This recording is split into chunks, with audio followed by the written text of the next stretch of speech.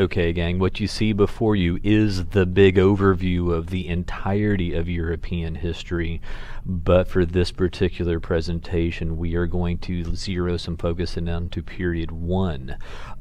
More details on this as we go through the next few minutes, but this is the period one big picture.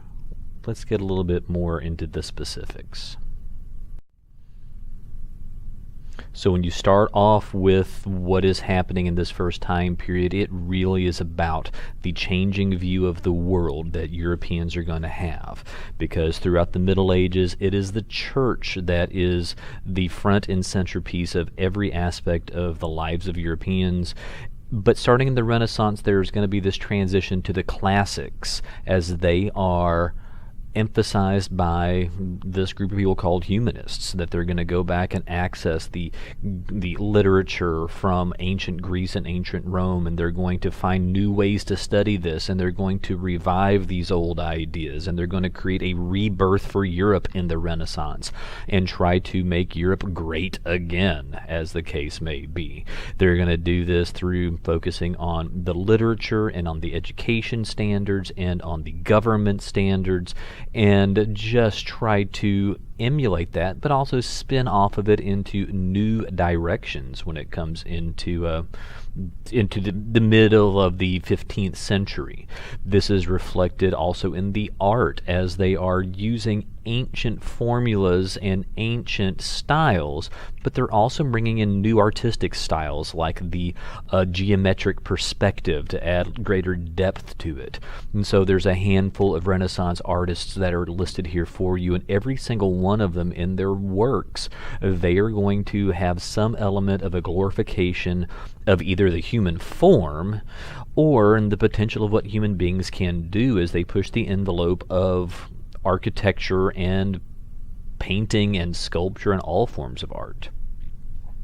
This is that representation of the emphasis on the classical worldview, of looking at ancient Greece and Rome as the big picture. When you kind of throw in the church element is still there, but at the same point in time, you're going to start adding in this element of a worldview that's going to focus on inquiry and observation. That's the second part of that big top line.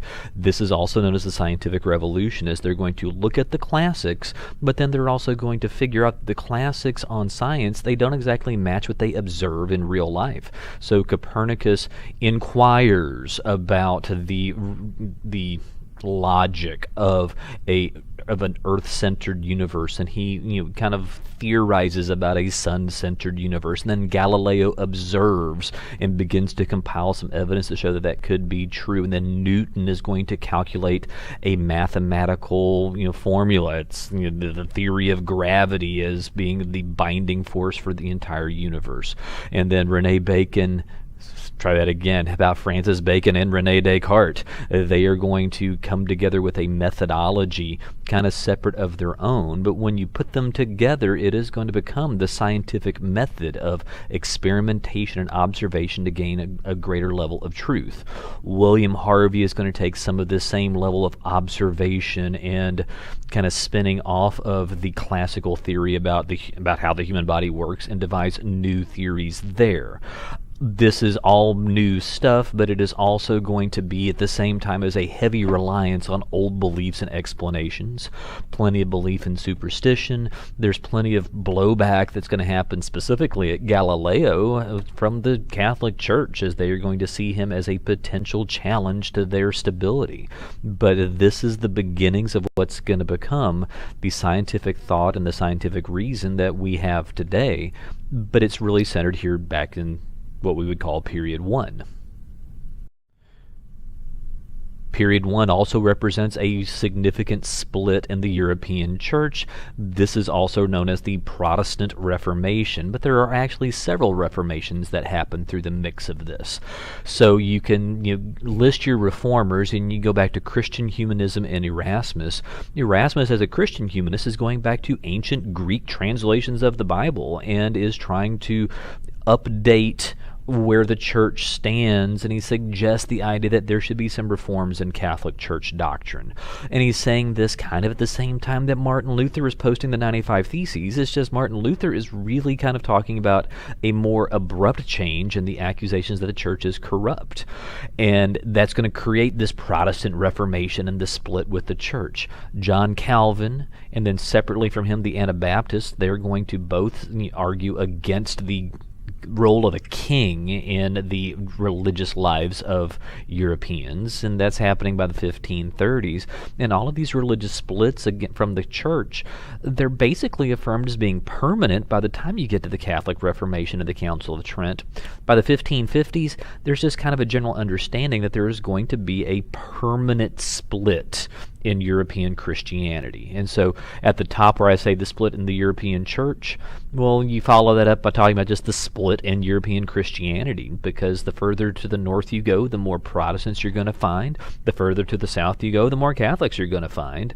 And in most of these areas, there's going to be some level of religious pluralism, whether just running down that list, whether it's the Holy Roman Empire or France or England or really the Holy Roman Empire again, but that's really a little bit of everything.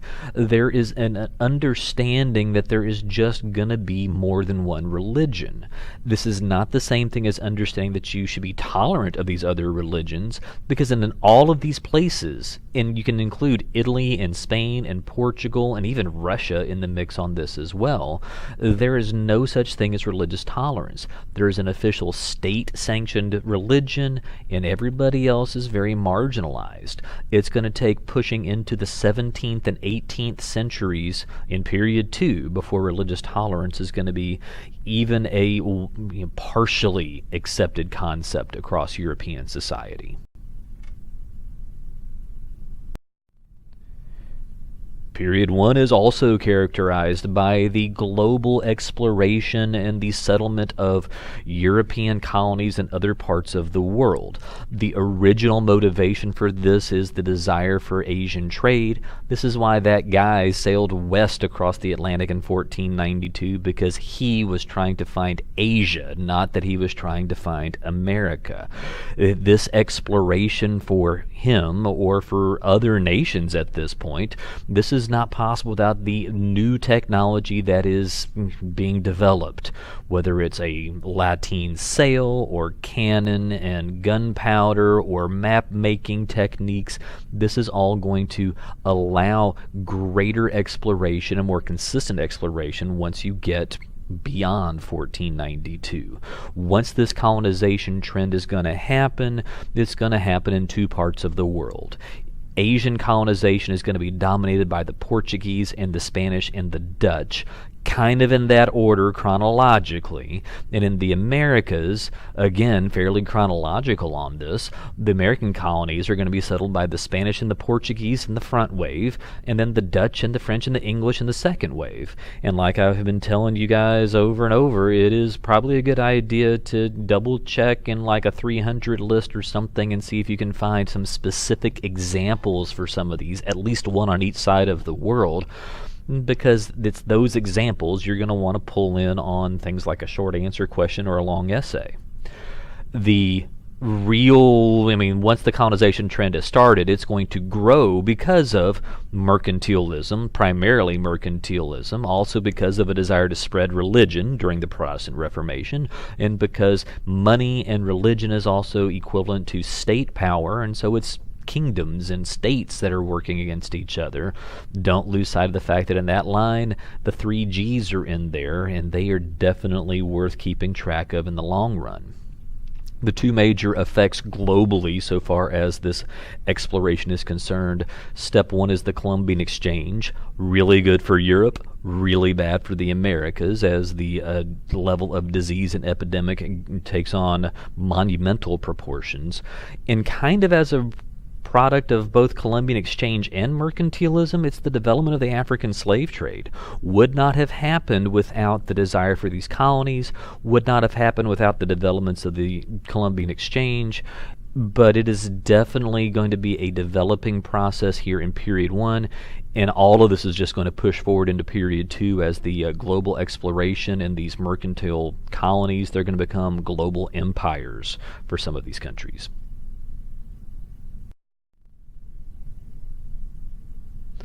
For economic and social changes, there is a movement towards capitalism that's starting here. And basically, at this point, capitalism, you can just think about it as being like the process that people go into business because they want to make money for themselves. And so, if you're going to make money for yourself, you have to have an access to money. So, in period one, there is going to be, all the way here on the right side of the screen, it talks about the price revolution. This is the beginning of that process where people are just going to buy things with money.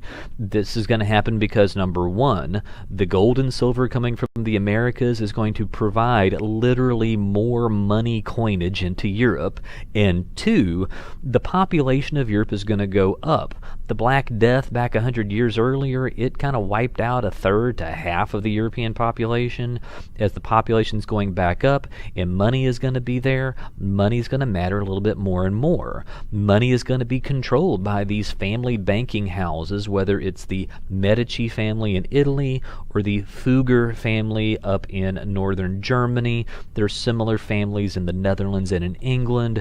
And as they support their kings, their rulers, this is going to help fuel that competition between states, which is also back there on that exploration on the global scale. I mean, this is all kind of mingling in there together.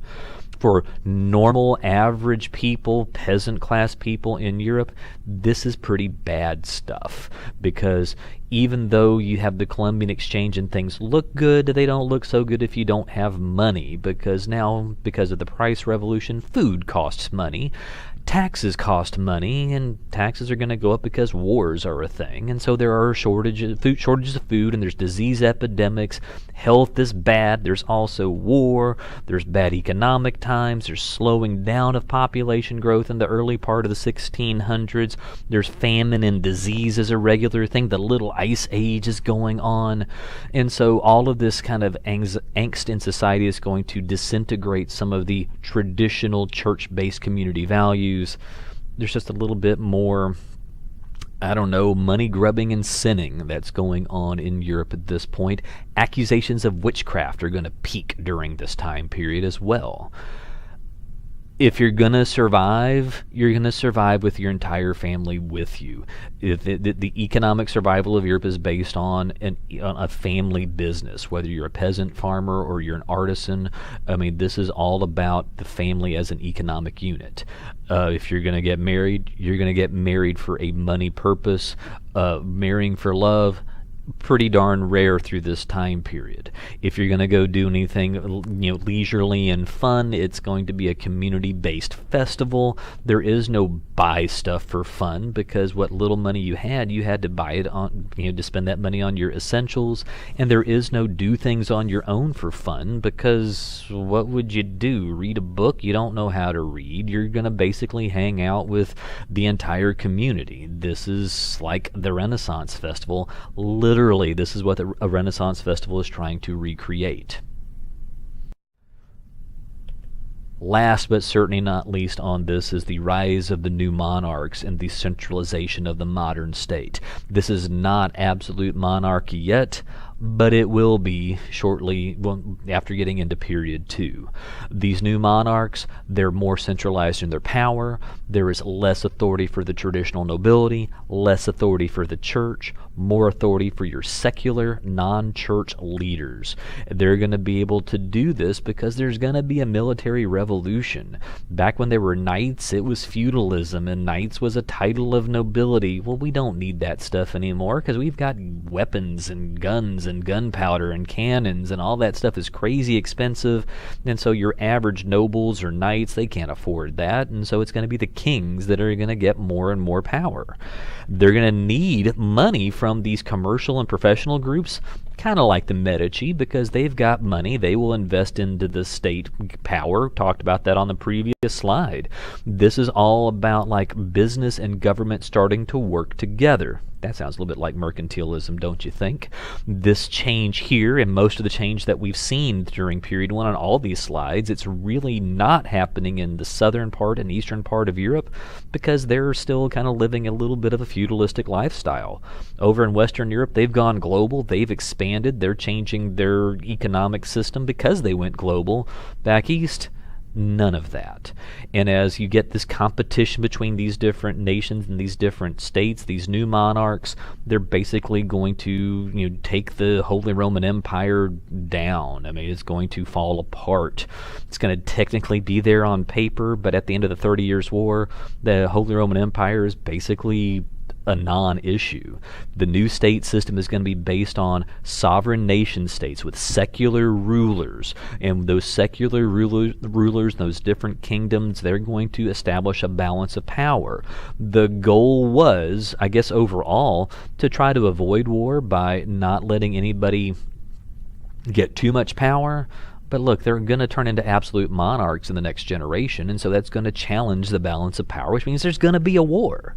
And so as you get out of period 1 and period 2, I think the setup for period 2 is kind of scattered out through this between global empire, between absolutism, between religious changes, between a worldview based on inquiry and observation. I think all those things are going to be the context to get us past 1648 and get us into period 2.